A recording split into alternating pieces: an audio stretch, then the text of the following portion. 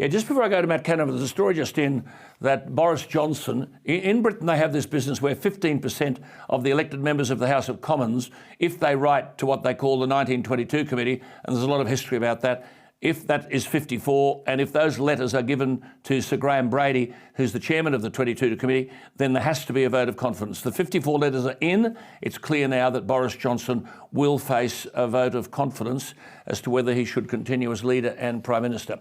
Anyway, closer to home, and after all that we've been saying tonight, time for a dose of common sense based on scholarship in the form of the Queensland Senator Matt Canavan.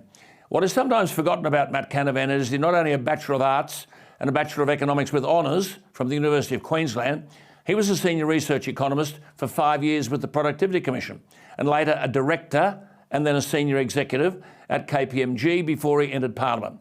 In February 2020, he resigned from the Cabinet to support Barnaby Joyce in his unsuccessful bid for the National Party leadership. He's a 42-year-old man of impeccable integrity. He joins me. Matt, thank you for your time. If I could just ask you a personal question. Did you choose not to join the shadow ministry, or were you offered a gig and refused? Well, Alan, I wasn't offered a gig, and I wouldn't have accepted one anyway. I think it's common knowledge among my colleagues that I plan to keep up the fight against this green nonsense. Good on you. Unfortunately, the Liberal and National parties remain in hock, wanting to support this net zero global agenda. I don't think that's the right direction for our country. I think that's playing out right now in the energy markets right across Australia. It'll hit your electricity bills. Your viewers' electricity bills are about to get a shock in the next few months thanks to this net zero agenda. So I'm going to keep that fight up. I've got some friends in the place, but for now, those friends and those committed to this cause will have to do so outside the shadow ministry. You'll always have a forum here for that, I can tell you, simply because you're right. Can I just ask you, is the Albanese government already a bit schizophrenic? Now, Chris Bowen is saying he's not ruling anything in or out as they deal with this gas shortfall. Gas, of course, one of the fossil fuels that they seek to remove. You're from Queensland. The headline in the Courier Mail front page Friday said, ALP warms to coal.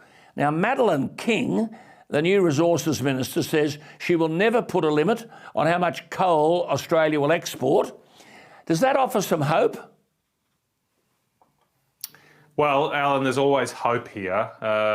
Unfortunately, Chris Bowen himself has been a bit hopeless over the past few months. You remember, this was the guy during the election campaign only a few weeks ago was telling us all that coal's had its day, that renewable energy is the cheapest form of energy. Have you heard that? How many times have we heard that? Yes. And if that's the case, why don't they just switch this stuff on? Why don't they just put a few solar panels up and it'll be solved, won't it, according to what they were saying? But they can't do that. Now they actually have the levers of power.